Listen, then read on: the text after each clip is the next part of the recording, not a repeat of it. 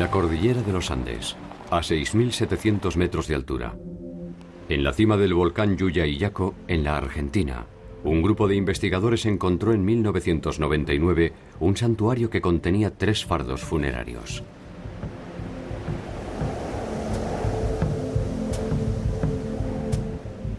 Corresponden a 3 niños de escasa edad que fueron sacrificados hace más de 500 años. Las bajas temperaturas de la alta montaña conservaron los cuerpos con su musculatura intacta. Sus ropas estaban en buen estado. No poseían traumatismos ni daños corporales. Se encontraban recostados con sus piernas cruzadas y podría decirse que simplemente se habían quedado dormidos.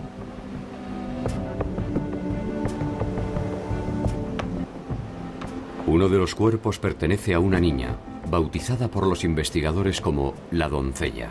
Tenía solo 15 años.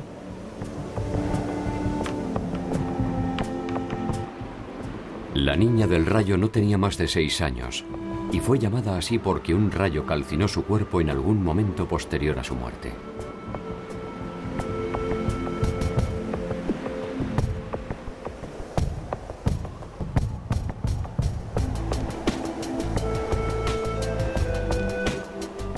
El tercer cuerpo, el niño, tenía solo 7 años.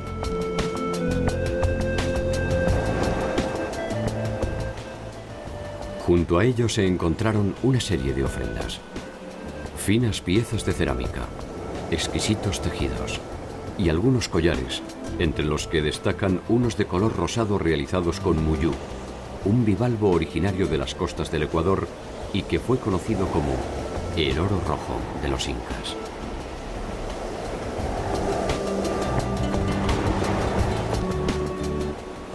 ¿Cómo y para qué el muyú fue a dar a la cima de un volcán a miles de kilómetros del Ecuador? ¿Qué significado encierra este sacrificio ceremonial? ¿Quiénes lo realizaron y por qué? Son algunas de las preguntas que nos exigen remontarnos en el laberinto de un tiempo perdido. El sacrificio ceremonial fue realizado sin lugar a dudas durante el Imperio Inca. Y traducir las señales que encierra el santuario exige conocer su historia, sus costumbres y su inagotable legado.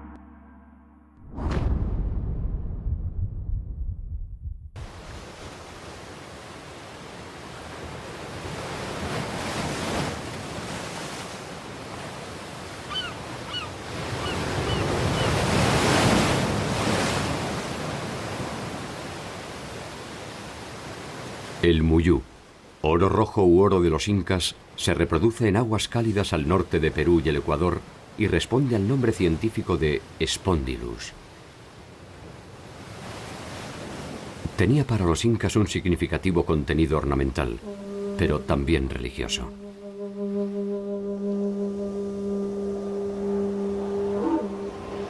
El descubrimiento en el volcán Llullaillaco se puede atribuir entonces a razones de estado.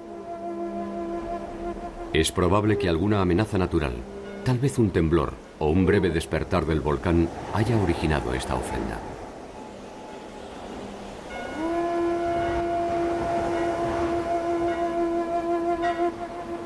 Los incas solo practicaban sacrificios humanos en situaciones excepcionales y en virtud de un principio básico para el funcionamiento de su mundo. Si algo se le pedía a los dioses, estos debían recibir algo a cambio.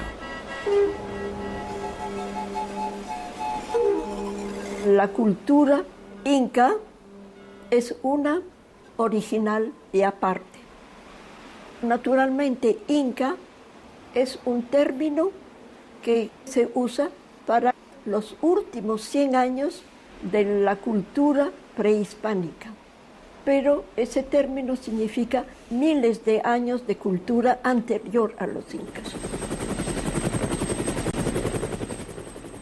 Desde la Amazonia hasta el mar, desde Colombia hasta Chile y Argentina, atravesando Perú, Ecuador y Bolivia, el Estado Inca fue la organización política, económica, militar y cultural más extensa del continente americano.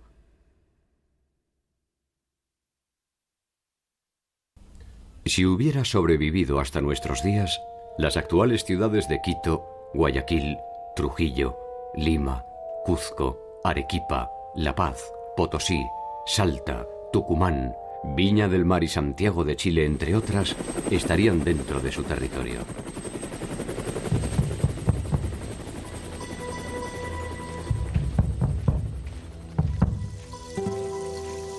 Sus ejércitos llegaron a contar con decenas de miles de hombres. Sus ciudades fueron refinadas y monumentales.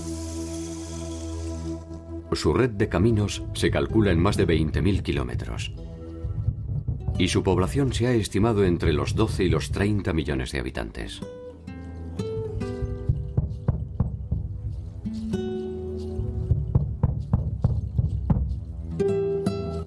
El nombre con el que los incas identificaban a su territorio era el de Tahuantinsuyo, y estaba dividido en 4 grandes suyus, o regiones. Chincheysuyo, hacia el norte, el Contisuyo, al oeste, Antisuyo, al este, y el Collasuyo, al sur. La referencia a partir de la cual se realizaba esta división era su capital, Cuzco.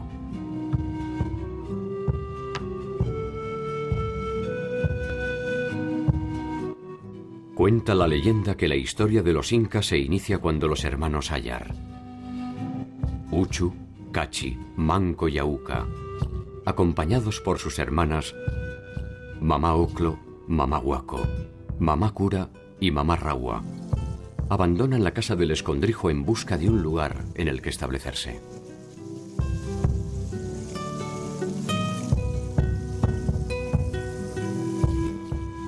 No hay acuerdo a propósito de si se trató de Ayar Manco o de Mamá Huaco, pero uno de los dos fue el que logró enterrar una vara de oro en el lugar en el que se fundaría Cuzco.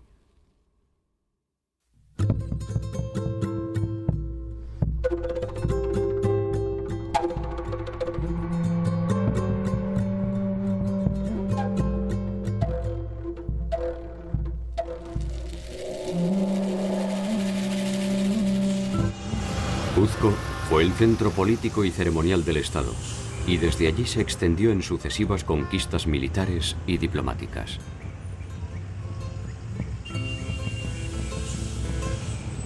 Sin embargo, su imperio fue uno de los más efímeros y solo se desarrolló con plenitud durante poco menos de 100 años.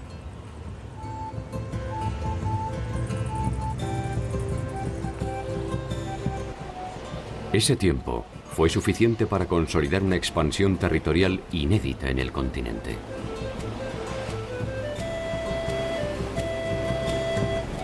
A lo largo y a lo ancho de su territorio construyeron obras de infraestructura militar, ceremonial y productiva. Algunas de naturaleza monumental y otras cuya naturaleza es inexplicable.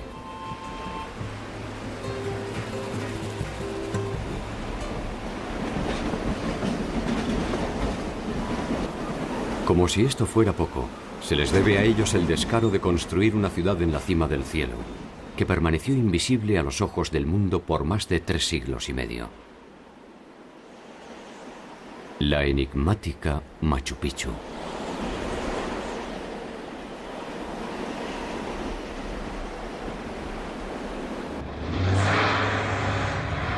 Hacia el año 1200, Cuzco había dejado atrás su condición de población rural y bajo el liderazgo de Manco Inca, iniciaba sus primeras conquistas en las regiones aledañas.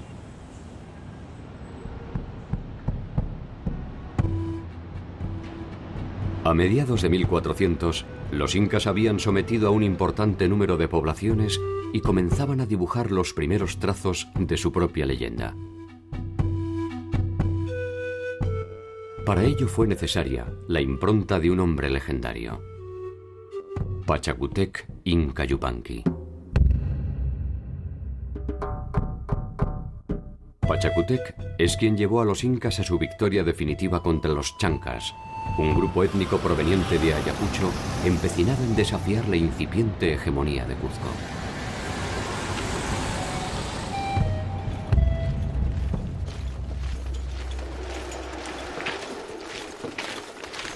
El enfrentamiento entre ambos grupos era histórico e irreversible.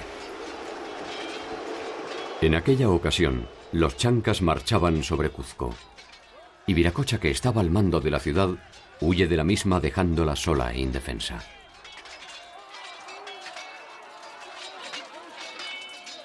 Pachacútec, por entonces apenas un joven príncipe, asume la defensa de Cuzco, y aún en inferioridad de condiciones, vence a los chancas mediante ingeniosas estratagemas e indudable valor.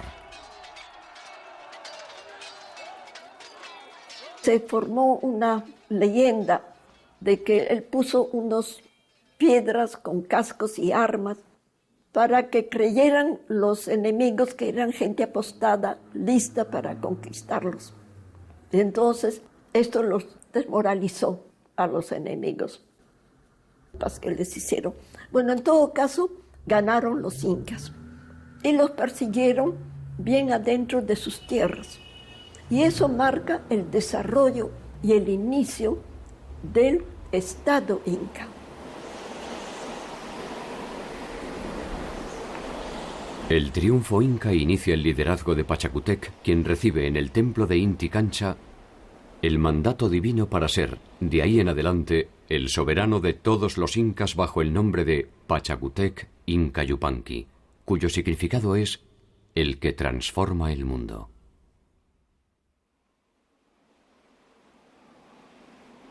Con él nace el imperio histórico y la dinastía de los Hijos del Sol.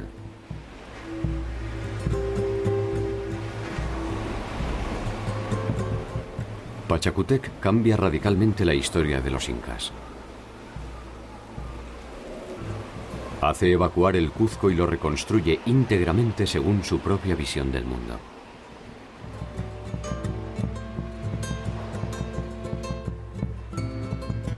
Profundiza en la expansión militar y aumenta el poderío económico.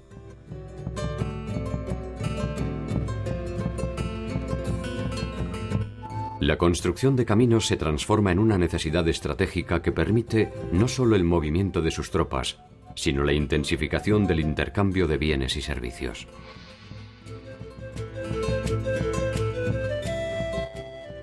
Reglamenta el trabajo obligatorio y generaliza el idioma quechua.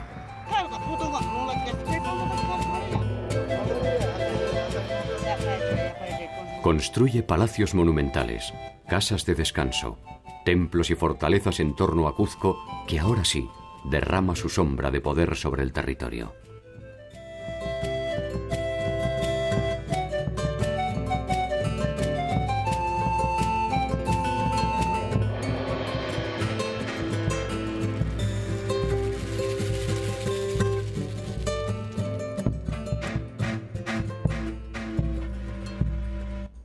Pachacútec no solo construye las bases materiales de una nueva era para los incas, también establece la condición dinástica de los soberanos que son designados directamente por Inti, el dios Sol, quien pasa a ser la deidad primordial.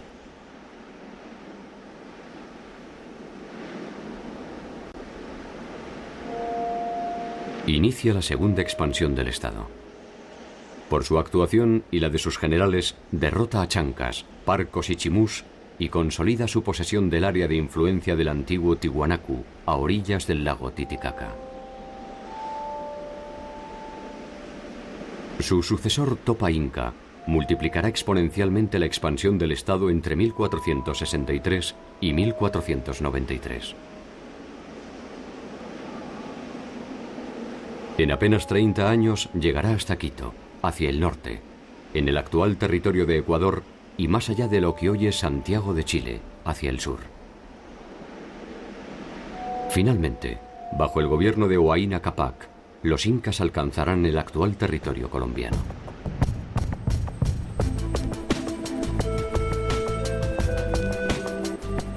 Esta monumental expansión es el fruto de la combinación de un extraordinario poder militar con la decisión política de armonizar un territorio bajo reglas que encuentran su sentido en la milenaria cultura andina.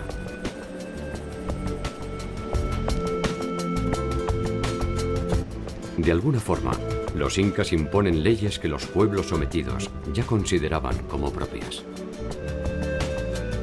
En Andes hubo varios señoríos y por eso no era necesario conquistar estas nuevas áreas pueblo por pueblo. Era suficiente ir a capital de estos señoríos y convencer señor rey anterior que si se hacen un acuerdo con el Inca, él puede mantener su posición privilegiada, y si se aceptaba esta oferta de los incas, él recibía muchos dones. Respaldado por su ejército, el Inca realizaba una serie de obsequios al futuro miembro del Estado, ofreciendo a cambio su protección y sus conocimientos.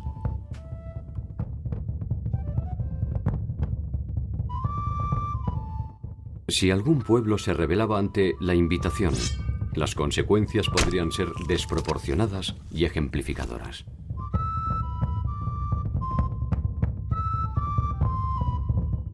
Se dice que durante la campaña a Tumbes, los huancahuilcas que habían traicionado a Topa Inca fueron sometidos por Huayna Capac, quien como represalia ejecutó a una 10ª parte de la población.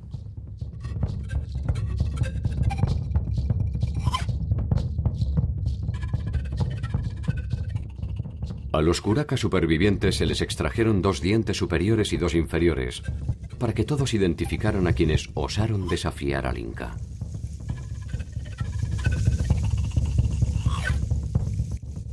Este castigo era de naturaleza hereditaria y alcanzaba a todos los descendientes por siempre jamás.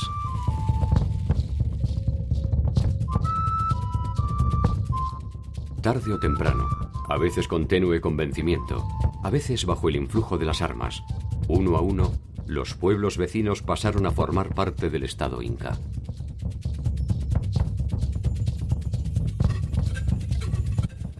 Pese a la característica compulsiva de los acuerdos, estos se basaban en uno de los principios básicos del funcionamiento de las relaciones andinas: el principio de reciprocidad.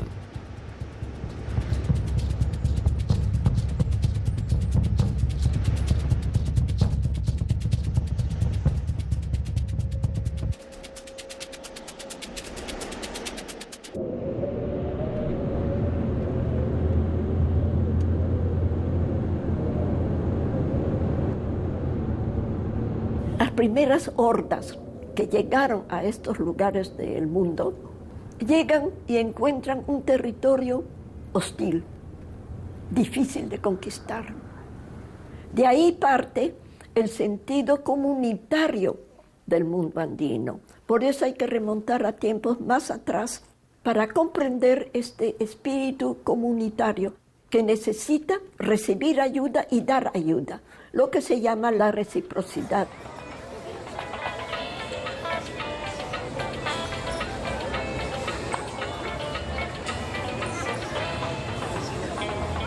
La reciprocidad viene de ahí. Yo te doy, tú me das. Y toda la estructura inca se basa justamente en la reciprocidad.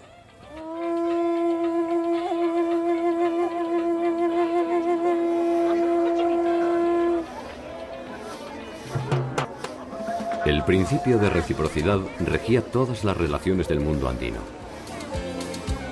Las del Estado con sus habitantes, las de sus habitantes entre sí, e incluso las sobrenaturales, es decir, la comunicación con los dioses. Esta última daba origen a una reciprocidad distinta, la reciprocidad asimétrica. Las ofrendas realizadas a los dioses podían no tener contraprestación por parte de estos. América no conocía moneda. Entonces tenía que tener otra cosa para sustituir la moneda. Acá no había venta ni compra. Había la reciprocidad y la unidad de valores. Por tantos granos que yo te doy, tú me das tantos recipientes de chicha. Y no había la idea de lucro, sino de intercambio.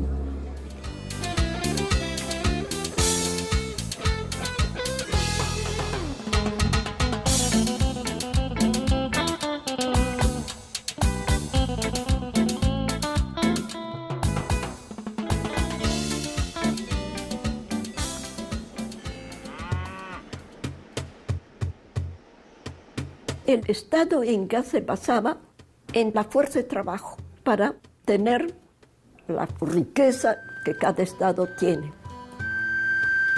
El hombre del común no daba nada de su parcela de tierra. Su parcela de tierra era intocable, era de él y nada más. Pero tenía que dar fuerza de trabajo al inca, a los dioses, una serie de obligaciones de trabajo. Y el producto del trabajo iba a los depósitos estatales. O sea que el Inca tenía una cantidad de productos alimenticios, de trabajos manufacturados, y que eso era su riqueza, de la cual necesitaba para la reciprocidad.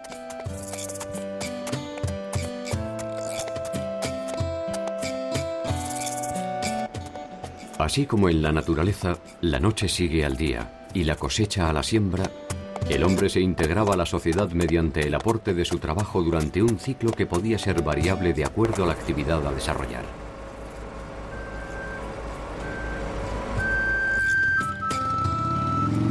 El individuo cumple con el Estado y asegura su manutención.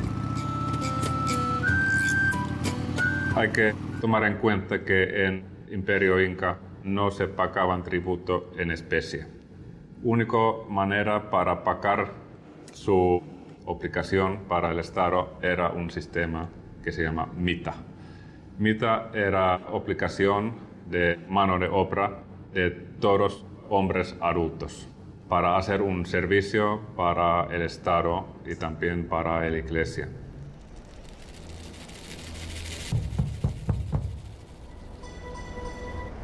La mita podía prestarse no solo en la producción de bienes, sino también en la construcción de palacios, trabajando en las minas o en el mantenimiento y expansión de la red de caminos.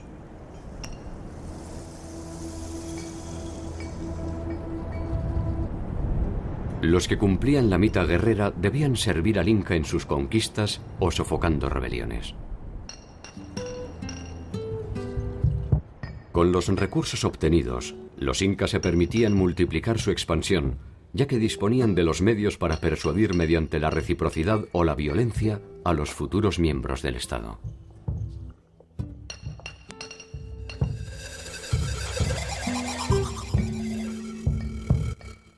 El trabajo era un valor fundamental de la sociedad incaica, y como tal, la holgazanería era castigada severamente. Existían, sin embargo, periodos establecidos para el descanso y el esparcimiento. Otros tribus pagaban este tributo bailando para Inca. Sabemos que, por ejemplo, en Callabaya, una parte de población tenía que especializarse en baile y canto.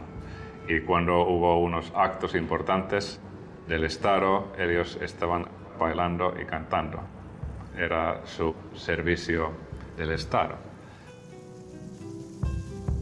En el Imperio Inca era muy importante que todos jóvenes, adolescentes, tenían que casarse, porque cuando se casaban tenían todas las obligaciones para trabajar para el Estado. Y por eso anualmente estos gobernadores incas viajaban a las provincias y obligaron a mujeres y hombres a tomar su pareja y casarse.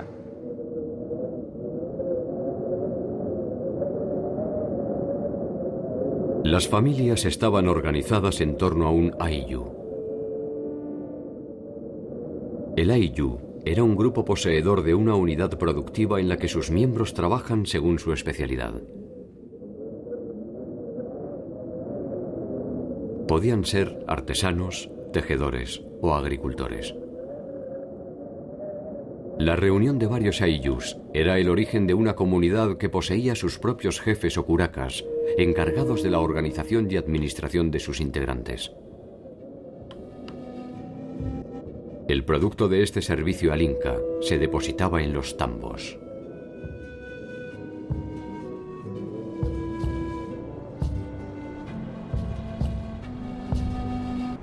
Los tambos eran depósitos que funcionaban como núcleos de enlace entre las poblaciones y, de acuerdo a sus proporciones, podían ser, además, centros administrativos, residencias de descanso o meros puestos de relevo.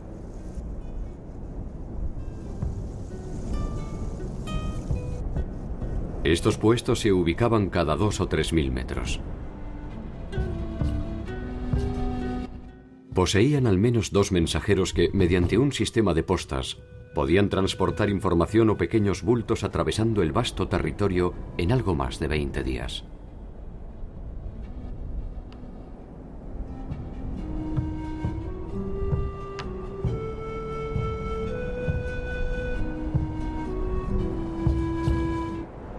Los caminos y los sofisticados puentes colgantes enlazaban el territorio y eran un elemento primordial de infraestructura estatal. Por ellos se movilizaban los administrativos, los nobles y los ejércitos.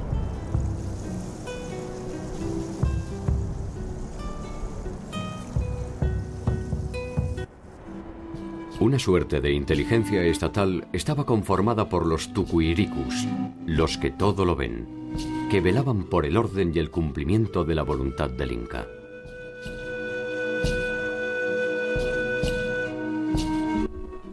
Esa voluntad se traducía en un inédito sistema de convivencia en el que se combinaban el trabajo individual y el aporte colectivo. Cada victoria obtenida era el germen de una nueva conquista. Se aumentaban las tierras de cultivo, eligiendo las más productivas de los pueblos sometidos. Se acrecentaba así el poder del Inca en la misma medida en que se debilitaba el señorío conquistado. El Estado Inca era muy jerárquico, así que para los incas, clases sociales y distancia entre las clases sociales era una cosa básica.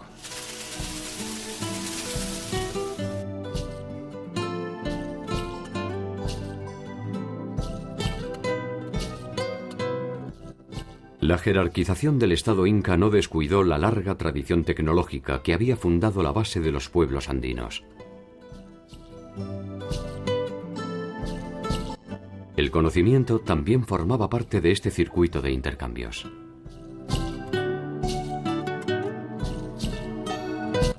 En la localidad de Moray existe aún un centro para la experimentación tecnológica agraria que reconstruye una serie de ecosistemas donde realizar pruebas para diversificar los cultivos.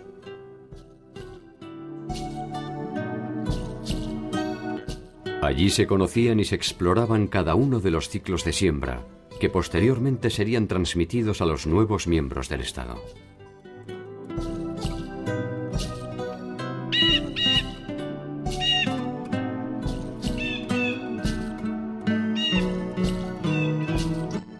La ciudadela de Pisac fue la primera construcción realizada por el gran Pachacútec.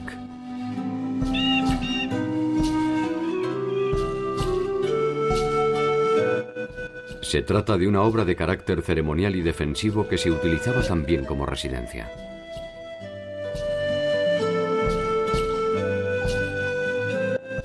Estas construcciones monumentales y exquisitas aumentaban el prestigio de los incas y le daban a Cuzco una imagen de invulnerabilidad que permitía aplacar cualquier intento de rebelión en los pueblos sometidos.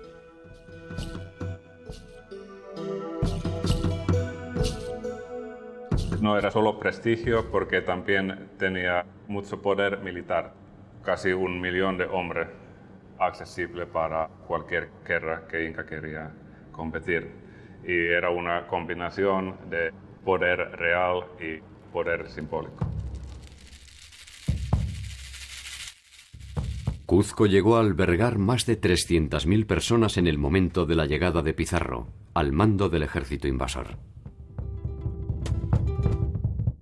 Lo que empezó como una aldea rústica se transformó íntegramente bajo el gobierno de Pachacútec.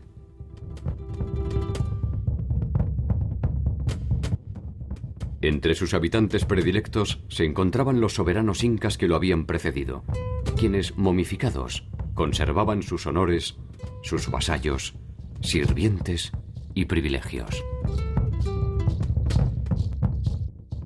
En las fiestas ceremoniales o cívicas, sus cuerpos eran llevados a la plaza central. Participaban así de los rituales y festejos en su calidad de soberanos.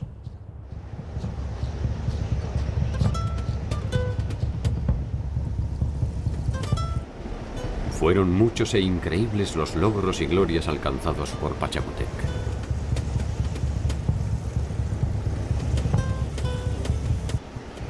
Tal vez el Inca jamás imaginó que lo que perduraría con mayor influjo sobre la posteridad sería la inexpugnable Machu Picchu.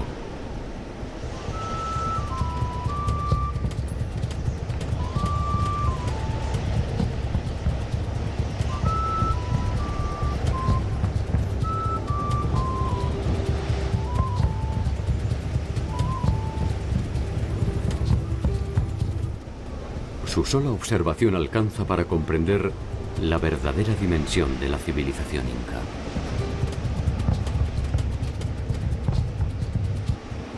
Construida en el siglo XV, permaneció oculta a los ojos de los extranjeros hasta ya entrado el siglo XX.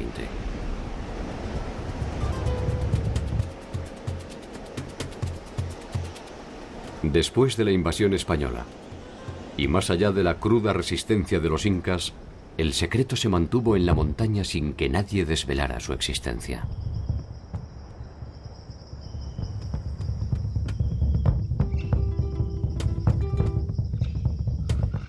¿Se trató quizás de un pacto de silencio? ¿O fueron silenciados todos aquellos que conocían su ubicación?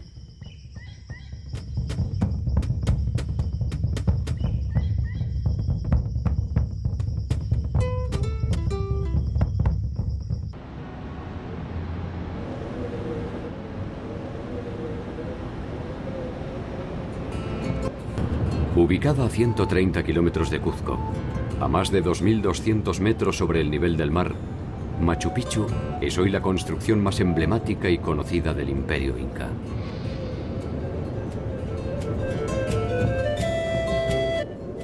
El azaroso camino que lleva hasta ella se confunde en los escarpados secretos del cielo y la montaña.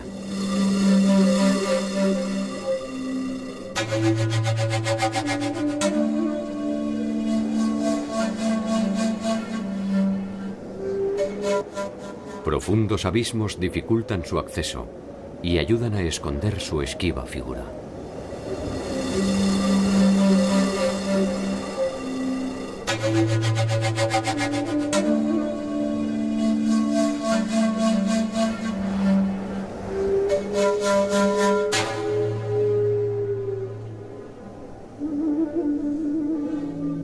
La implacable belleza de la ciudad y el ámbito en torno a sus construcciones nos permiten suponer que sus fines ceremoniales y defensivos se complementaban con un espacio para el descanso y el recogimiento.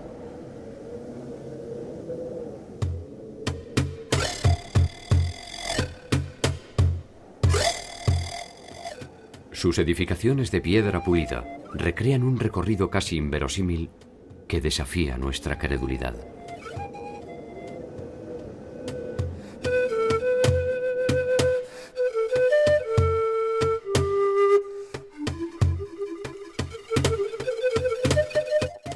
Se supone que estaba dividida en tres áreas. El llamado barrio popular, el área de los sacerdotes y la nobleza, y el sector ceremonial o sagrado destinado a la adoración de Inti, el dios Sol. Tres construcciones sobresalen en el área ceremonial. El Intihuatana, o lugar donde se amarra el sol. Una construcción de piedra pulida que parece representar el cerro Huayna Picchu, ubicado frente a la fortaleza. El Intihuatana era a la vez un altar y un sistema de medición del tiempo mediante la combinación de luces y sombras.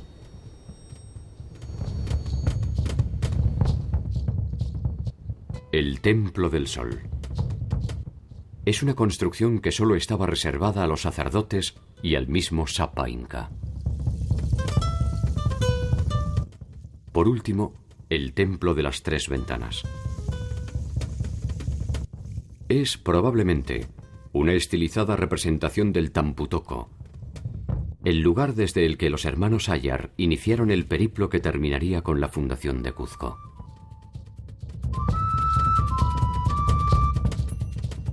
La nobleza habitaba una zona residencial de casas situadas sobre las laderas e identificadas con el color rojizo. Otras edificaciones estaban destinadas a los castigos y encierros, y se presupone la utilización del mausoleo monumental para ritos y ceremonias de importancia.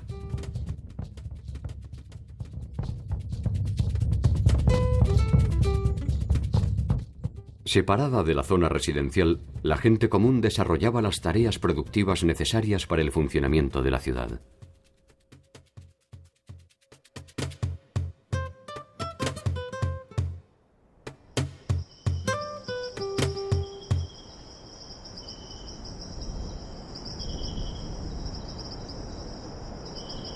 Los incas conocían y utilizaban el plano inclinado en sus construcciones.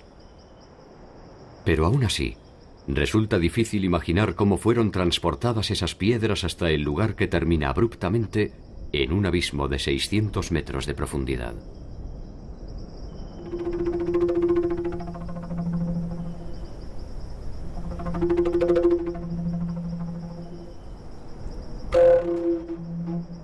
Son 140 construcciones y más de 100 escalinatas de piedra.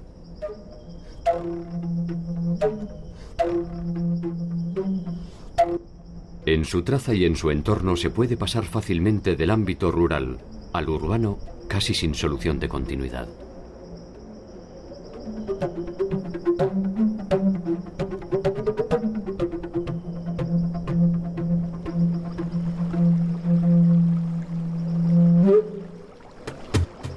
La ciudadela posee un sofisticado sistema de suministro de agua tallado sobre la roca que alimenta las fuentes interconectadas por canales y desagües.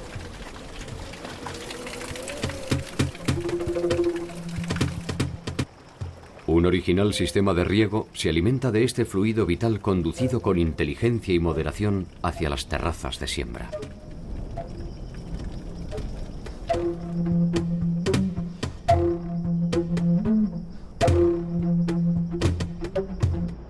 Desde el Huayna Picchu, el cerro que la tutela, puede observarse el conjunto arquitectónico en su totalidad.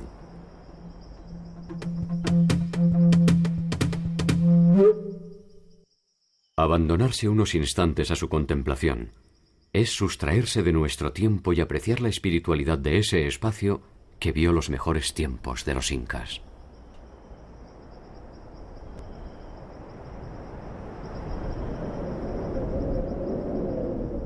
Una incómoda sensación de mundo perdido que parece emanar de sus rocas gastadas se dispersa con la misma impronta silenciosa con la que se ocultó Machu Picchu.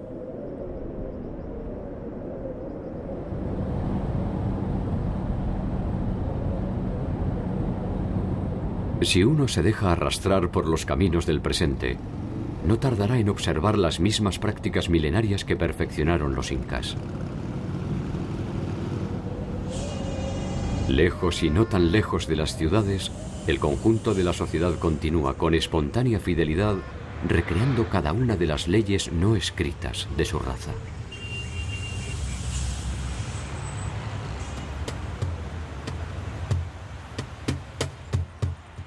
Cuzco era la sede del gobierno, y Machu Picchu parece haber sido un refugio secreto. Los tambos, las fortalezas y las ciudadelas formaban parte del circuito que el Inca realizaba en su territorio.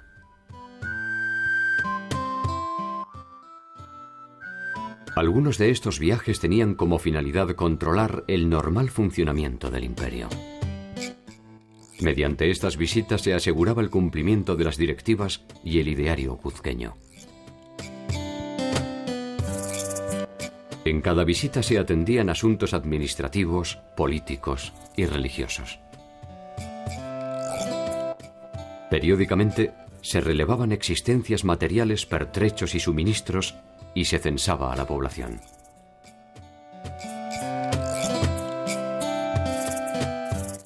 Mediante los quipus se almacenaba esta información que permitía conocer con exactitud la cantidad de bienes y habitantes del imperio.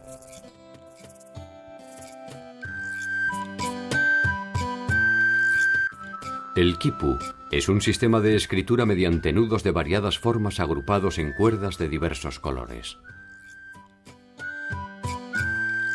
Preferentemente servía para registrar cantidades relativas a inventarios de cosas, nombres de personas, parentescos y tributos.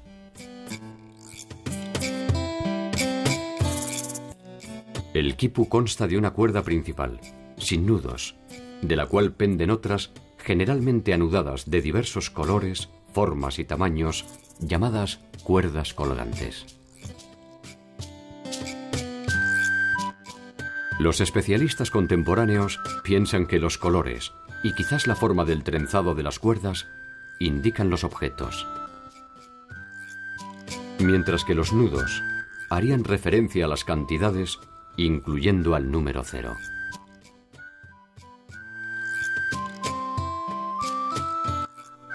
Toda esta información terminaba en Cuzco.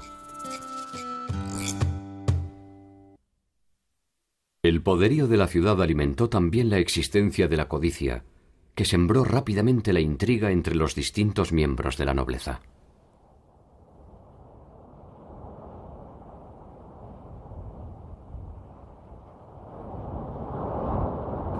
La dimensión de las ambiciones creció con la misma voracidad que el mapa del imperio.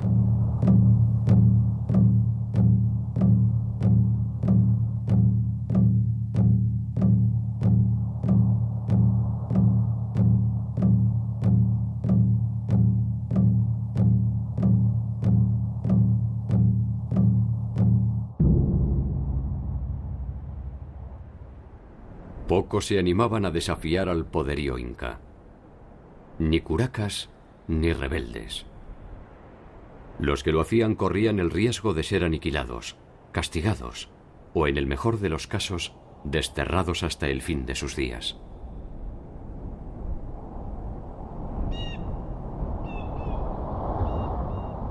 El poder que ostentaban los incas devenía directamente de sus dioses. Difícilmente algún hombre podía enfrentarse a ese mundo sobrenatural.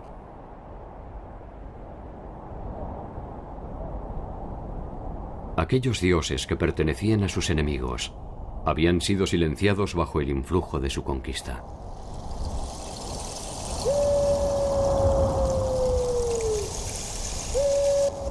Hacia el norte de la ciudad de Lima se encuentra el adoratorio de Pachacamac, una de las deidades del mundo antiguo que los incas veneraban.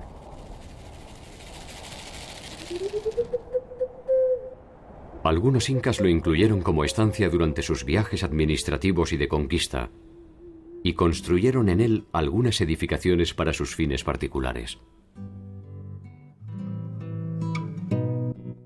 Entre ellas se encuentra una de las casas de las escogidas, o vírgenes del sol. La visión medieval europea ofreció una mirada entre prostibularia y supersticiosa a propósito de las casas de las escogidas.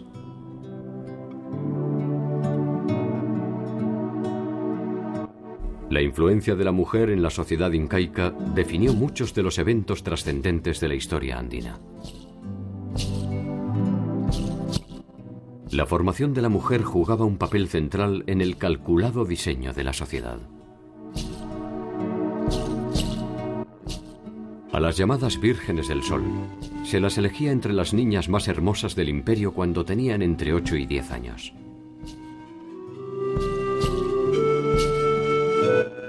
Durante su estancia se instruían en las técnicas del tejido, en la formación musical y en la elaboración de chicha, una bebida de base fermentada que se utilizaba en las celebraciones incas.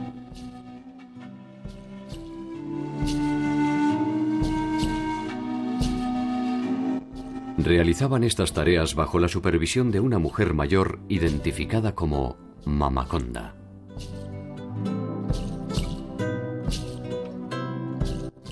Permanecían en el lugar hasta los 14 años, cuando podían ser entregadas en matrimonio. Aquellas que se quedaban eran las consagradas al dios Sol, y de entre ellas se seleccionaban las elegidas para los sacrificios humanos.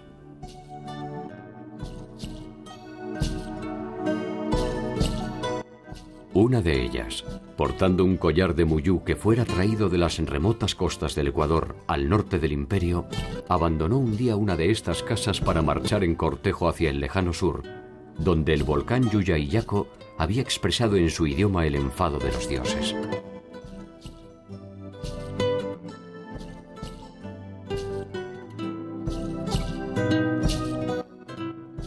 En su pequeño cuerpo, en sus pequeños pasos, late el peso de todo un reino.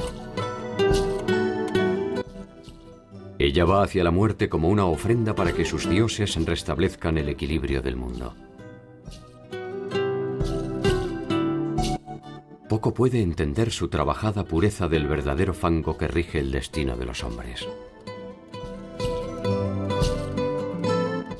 Difícilmente pueda saber que el fin del imperio no será producto de un acto divino.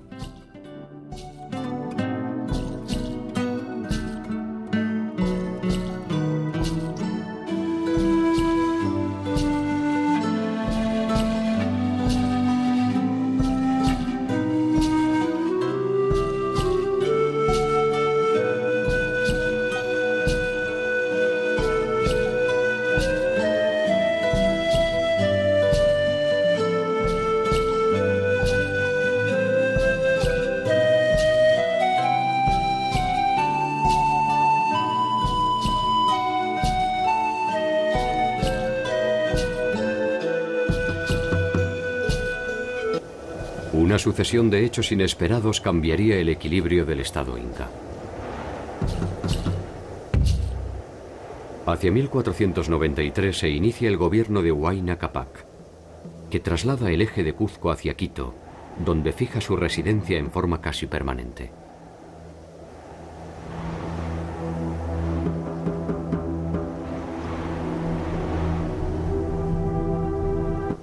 La importancia de Cuzco se va debilitando y las posibilidades de expansión del Estado inca se consolidan hacia el norte en detrimento de las áridas y empobrecidas tierras del sur.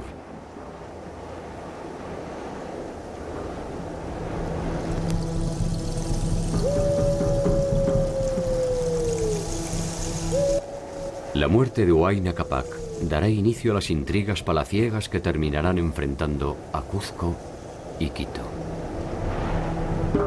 Las sucesiones incas son muy tumultuosas, con muchos asesinatos, intrigas, porque no había lo que hay en Europa, la primogenitura. Entonces era un número limitado de candidatos y había que escoger entre esos limitados candidatos. De ahí que vienen crímenes, pasiones, y se matan y hacen de todo. Huayna Cápac muere sin dejar resuelta su sucesión. Dos de sus hijos, Huáscar, que reside en Cuzco, y Atahualpa, que reside en Quito, reclaman para sí el derecho de convertirse en el nuevo jefe inca.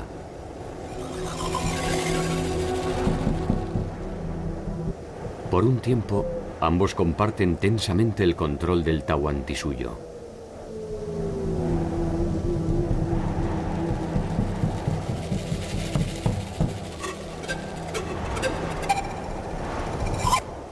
En 1532, Huáscar reclama la sumisión de Atahualpa y este responde movilizando a su ejército de más de 50.000 hombres en dirección a Cuzco.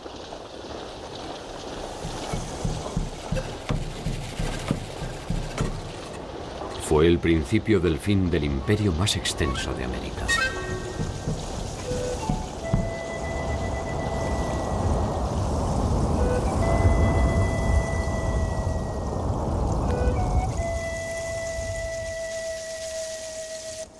Cuzco todavía sería protagonista de nuevas hazañas, en un nuevo tiempo histórico que para los incas era absolutamente desconocido. Las señales de esta deslumbrante cultura están vivas en los nombres de sus célebres protagonistas.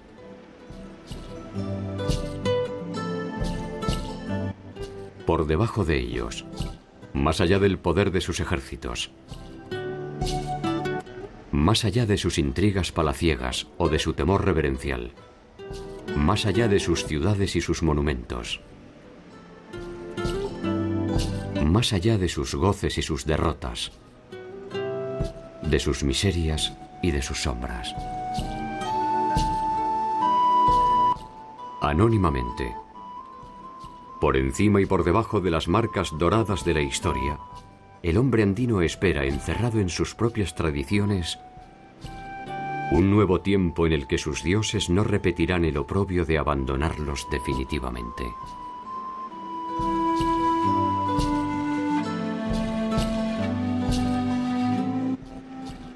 Tal vez porque saben que no hay imperio más perdurable que aquel que no es más que la suma de los hombres que lo componen.